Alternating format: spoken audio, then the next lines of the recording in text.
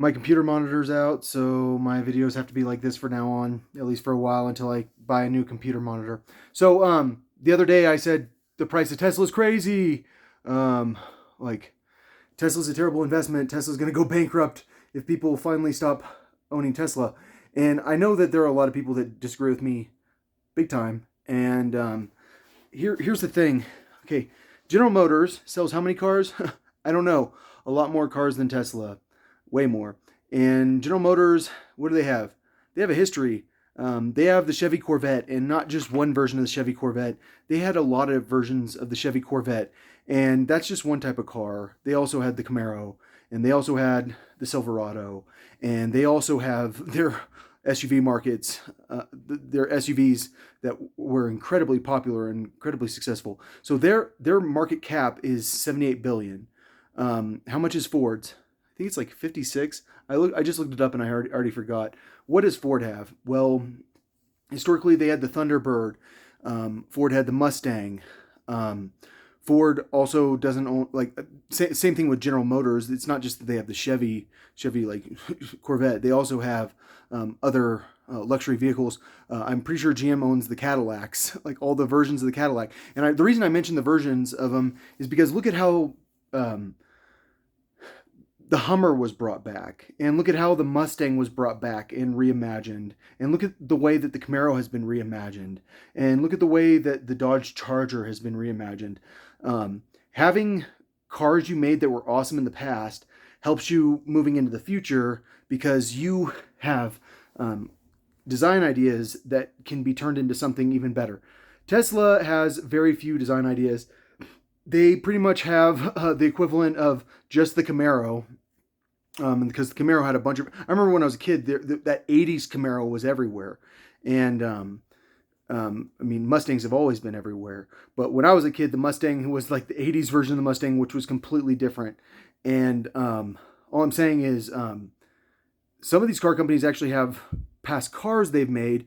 They have to function in the same system as Tesla, which means they have to get contracts for their batteries and for their computer chips, just like Tesla does. And they can sell expensive electric cars, I promise, especially if they want to make them super fast. But at some point, hopefully we'll stop making them super fast and we'll start making them more efficient. But all I'm saying is they're all competing in the same market, and it sure seems like GM and Ford have a lot more experience. Same thing with Toyota, but I don't think Toyota has the same classic car inventory that Ford and GM have, or Ferrari. I mean, Ferrari could reimagine so many of their old classic cars, but Ferrari isn't a bulk car maker. All I'm saying is, Tesla, how much is it valued at? Did I already say this? Like 700 billion versus 78 and 56 billion. And I think that a lot of people believe that that's because Tesla is going to solve the self-driving car problem, and maybe they will if we have self-driving cars that go 30 miles per hour. But I think that the 70 mile per hour self-driving car problem could require massive amounts of consumption of electricity because it's going to require massive amounts of processing power very, very fast. So it's a lot like running a lot of gaming computers. That's my guess. And so I think that a lot of people assume that self-driving cars are going to be better than they are. But the real problem with self-driving cars is that computers require a lot of electricity when they're processing that much data.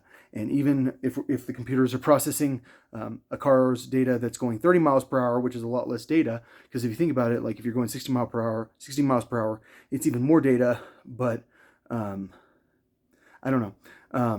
But then I don't know. I'm not going to talk about this anymore because I don't know enough about self-driving cars.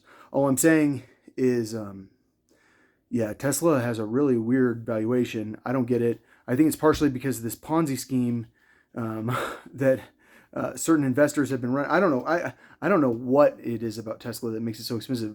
I think it's because so many people own it. So many people believe in it. But when it pops, how much can it pop?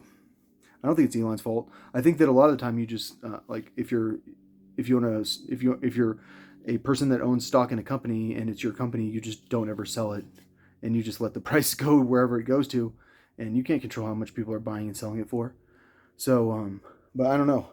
Like, I think that valuation is insane.